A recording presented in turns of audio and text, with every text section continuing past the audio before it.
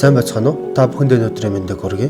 Хаан улд дүүргийн гэмт хэрэг зөрчлөөс урьдчилан сэргийлэх ажлыг зохицуулах салбар зөвлөлөөс санаачлан явуулж байгаа хуулийн цаг подкастын маань энэ удаагийн дугаар эхлэхэд бэлэн боллоо.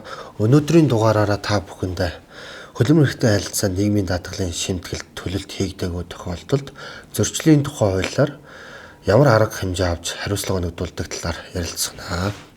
За энэхүү ярилцлагыг эрхлэн явуулахаар Алдарга нь хууль зүйн төвчөөний хуульч Холонгоо, Алдарга нь хууль зүйн төвчөөний хуульч өмгөөлөгч бай Агар Эрдэнэ бид энэхүү дугаарыг бэлтгэн бэлэн болгосон байна. Ажилтан болон ажил олгогч нарын хооронд үүсэж байгаа хөлбөмбөр эрхтийн харилцаа буюу хөлбөмбөрийн гэрээний үндсэн дээр талуудад хуульд заасан болон хөлбөмбөрийн гэрээнд заасан эрх үүрэг бий болж байгаа. За мөн дээрэс нь хөлбөмбөр эрхтийн харилцаатай холбоотойгоор нийгмийн даатгалын шинтгэл ноогдуулах, хөлбөмбөрийн хөлс түүнтэй адилтгах орлого гэдэг тодорхойлолт бол хуулийн дагуу бий болдгоо. Үүнийг иргэд болон аж ахуйн нэгж байгууллагын зүгээс үүсэж байгаа харилцаагаа буруу ойлгосны улмаас, буруу тодорхойлсны улмаас нийгмийн даатгалын шимтгэлийг төлөхгүй орхигдуулдаг тохиолдлууд байдаг. Мөн дээрэс нь нийгмийн даатгалын шимтгэлийг хууль заасан хугацаанд, хууль заасан хувь хэмжээнд төлөөгүй улмаас зөрчлийн тухай хуулиар болон эрүүгийн хуулиар хариуцлага өгдүүлж байгаа ийм тохиолдлууд бол гарч байна. Тиймээс иргэн аж ахуйн нэгж байгууллага та бүхэндээ зөвлөгөө өгөх байдлаар нийгмийн даатгалын шимтгэл ноогдуулах хөлбөмбөрийн хөлс түүнтэй адилтгах орлогыг хуулиар хэрэгсгэн тодорхойлсныг зөвлөё. Нийгмийн даатгалын тухай хуулийн 32 дугаар зүйлийн 32-ийн 1-т зааснаар 1-р хөлбөмбөр эрхтийн харилцаанаас үйлдсэн цалин хөлснөөс нийгмийн даатгалын шимтгэлийг заашгүй төлөхөөр тодорхойлсон. За энэ нь бол ойлгомжтой буюу хөлбөмбөрийн гэрээний үндсэн дээр ажлын байрны тодорхойлолт заасан чиг үүргийг хэрэгжүүлж байгаа ажилтан болон ажил олгогч нар өөрсдөө хувь хэмжээгээр нийгмийн даатгалын шимтгэлийг нийгмийн даатгалын санд төлөх харилцааг бий болгож байгаа. Хоёрдугаарт хөлбөмбөрийн тухай хууль заасан аливаа төрлийн олгор ажил олгогчийн зүгээс ажилтнаа олгож байгаа эсвэл нөхцөл байдал хууль зүйн факт бий болсон тохиолдолд тухайн олгороос нийгмийн даатгалын шимтгэлийг төлөх үүрэг шимтгэл төлөгчд бол бий болж байгаа. Үүнийг бас анхаарах хэрэгтэй. За 3-дугаарт хөлбөмбөрийн гэрээнээс гадна буюу эрийн хуулиар зохицуулагдж байгаа ажил гүйцэтгэх гэрээ байгуулан ажилтан байгуулгын өмнө тодорхой үүрэг хүлээж байгаа тохиолдолд энэхүү гэрээний харилцаан дээр нийгмийн даатгалын шимтгэлийг зайлшгүй төлөх хууль зүйн факт бий болж байна гэсэн үг. За мөн дээрээс хөлсөөр ажиллах гэрээ. Хөлбөмбөрийн гэрээнээс гадна ажил олгогч эсвэл иргэн аж ахуйн нэгж байгууллагууд тухайн ажлын бүтээн хэмжээг бий болгох, үр дүнгийг бий болгох, тодорхой ажлыг гэрээгээр гүйцэтгүүлж байгаа тохиолдолд мөн дээрээс нь тухайн төлбөрт нь хөлсөнд нь тохирсон нийгмийн даатгалын шимтгэлийг төлөх үүргийг хүлээх нэ. За энэхүү 3 үүргээс гадна тухайн саяны миний хэлсэн хууль зүйн зохицуулалтаас гадна сайн дурын даатгуулагч бол зохих шимтгэлийг бол төлөх үүрэг хүлээн. Ажилтан ажил олгогч нарын харилцаан дээр ажил олгогчийн зүгээс ажилтнаа орон сууц, унааны зардал, хоолны зардал, за нүүрсний үний хөнгөлөлт болон түүнтэй адилдах бусад орлого бий болж байгаа тохиолдолд нийгмийн даатгалын шимтгэл төлөх үүрэг бол өсөж байгаа учраас энэхүү үүрэг биелүүлэх нь зайлшгүй хууль зүйн хувьд бол бий болж байгаа гэдгийг хэрэгт мань ойлгох хэрэгтэй. За эдгээр орлогоос шимтгэлийг зохих төвшин төлөөгүй тохиолдолд зөрчлийн тухай хуулиар арга хэмжээ авч байгаа. Тэгэхээр холонгоо хуульчаасаа нийгмийн даатгалын шимтгэлийг хууль тогтоомжийг болон хөлбөмбөрийн тухай хуулийн хууль тогтоомжийг зөрчсөн тохиолдолд зөрчлийн тухай хуулиар ямар арга хэмжээ авдгийг талаар үзэгч бүхэндээ дэлгэрэнгүй танилцуулж байгаа нөө.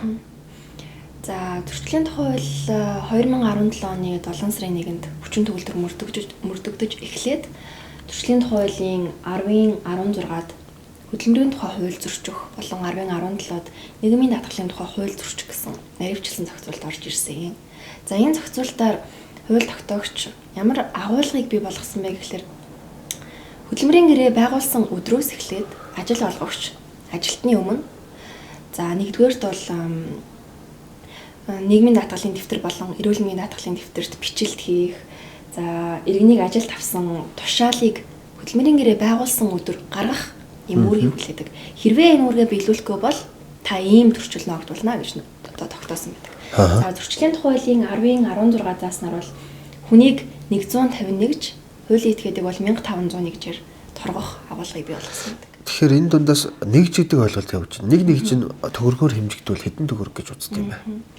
Зөрчлийн хууль болон эрүүгийн хуульд зааснаар нэг нэгжийг 1000 төгрөг гэж үздэг. Тэгэхээр иргэн аж ахуйн нэгж маань юу гэж ойлгох ёстой вэ гэхээр 1000 нэгж бол сая төгрөг. 100 нэгж бол 100,000 төгрөг. Саний тохиолдолд торгуулийн мөнгөнд мөнгө төгрөгөөр хэмжүүл.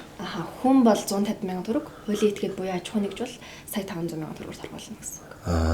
Тэгэхээр санийх бол иргэнийг ажилд авахтаа зайлшгүй биелүүлэх үүрэг байгаа бол нийгмийн даатгалын шимтгэлээс зайлсхийхтэй холбоотой эсвэл төлөхгүй байх зөрчил болон эрүүгийн хариуцлагыг дурдвал. Нийгмийн даатгалын шимтгэл төлөхгүй байх ойлголтод хэд хэдэн зүйлийг хамааруулж үздэг.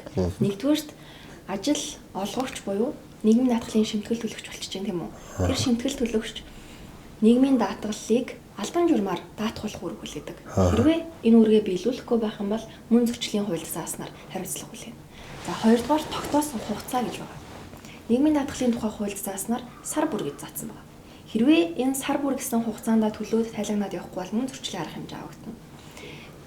Гуравдугаар ойлголт нь болохоор нийгмийн даатгалын шимтгэлийг бага төлөх зорилгоор орлогоо нүүн дарагдуулах гэсэн ойлголт байдаг. Зөрчлийн үед юу гэж тусгасан гэхээр эрүүгийн хариуцлага хүлээлгөхээргүй хэмжээнд байх юм бол зөрчлийн арга хэмжээ авна гэж заасан байдаг. Эрүүгийн хуульд хүлээлгэх хэрэггүй гэдэг маань болохоор тэнд бас ялгаа зав бий болж өгч байгаа юм л та. Тодорхой мөнгөнд мөнгө заагаад түүнээс дэшээ болвол эрүүгийнх, доошоо болвол зөрчлөх гэж ойлгож болох уу? Яг тэгэж ойлгож болно. Эрүүгийн хуульд тусгахдаа хууль тогтоогч юу гэж тусгасан байдаг гэхээр нийгмийн даатгалын шимтгэл төлөхөөс зайлсхийх гэмт хэрэг гэж байдаг. Тухайн гэмт хэргийн субъект буюу гол субъект нь нийгмийн даатгалын шимтгэл төлөгч буюу тухайн байгууллагын удирдах болон гүйцэтгэх албан тушаалтан байдаг. Хэрвээ тухайн албан тушаалтан нийгмийн даатгалын шимтгэлийг бага төлөх зорилгоор төлөхөөс зайлсхийсэн байх юм бол гэхдээ их хэмжээний хөрөнгийг нуун дарагдуулж төлөхөөс зайлсхийсэн байх юм бол эрүүгийн хариуцлага хүлээлгдэг. Эрүүгийн хариуцлагатай бол торгох болон зорчих эрхийг хязгаарлах гэсэн ял шийдэл оногдуулдаг.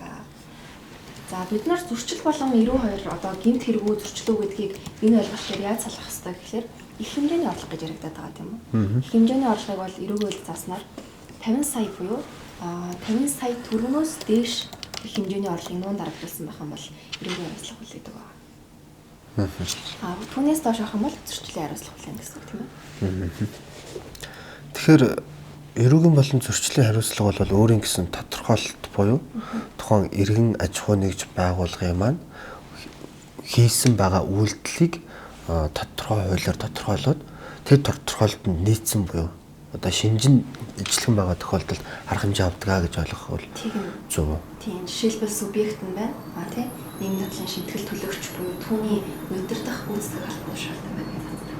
Зөрчлийн үед бол ажил олгогч болон шимтгэл төлөгч гэж заасан. Тэнд онооны талаар нэмжтэй юм байна. Практикт гардаг түгээмэл алдаа байна. Энэ юу вэ гэхээр энэ бол нэг талаасаа үүрэг, ажил олгогч нийгмийн даатгалын шимтгэлийг төлөх үүрэгтэй гэдгийг иргэн аж ахуйн нэгж маань ойлгох хэрэгтэй. Нөгөө талаас иргэн буюу ажилтан тухайн шимтгэлийг төлөхгүй байх юм бол мөн байгууллагаас шаардах хэрэгтэй. Хэрвээ төлөхгүй байх юм бол та шаардах хэрэгтэй нэгдүгээр, хоёрдугаарт эрх ухрын байгууллага буюу нийгмийн даатгалын байгууллагт гомдол мэдээлэл гаргаад тухайн асуудлыг шийдвэрлэх боломжтой. Зөрчлийн хуульд энэ асуудлыг зохицуулахдаа тухайн нийгмийн даатгалын шимтгэлийг төлөх үүргийг хүлээх бөгөөд нөхөн тулна дээрээс нь тор болно гэсэн арга хэмжээ зохицуулсан байна. Тэгэхээр иргэд аж ахуй нэгж байгууллагууд та бүхэн маань манай бичлэгийг подкастыг үзсэн бол нийгмийн даатгалын шимтгэлийг төлөх барьцсан нөхцөл бүрдсэн байгаа үед зайлшгүй нийгмийн даатгалын шимтгэл төлөхөөс зайлсхийсэн санаатай зайлсхийсэн байгаа үнийн дүр их хэмжээний байгаа тохиолдолд эрүүгийн хариуцлага хөдөлгөх хууль зүйн нөхцөл бүртгэх гэдгийг ойлгож авах хэрэгтэй гэж байна. За энэ удаагийн дугаар маргаалт энэ дөрөв төгөлж байна.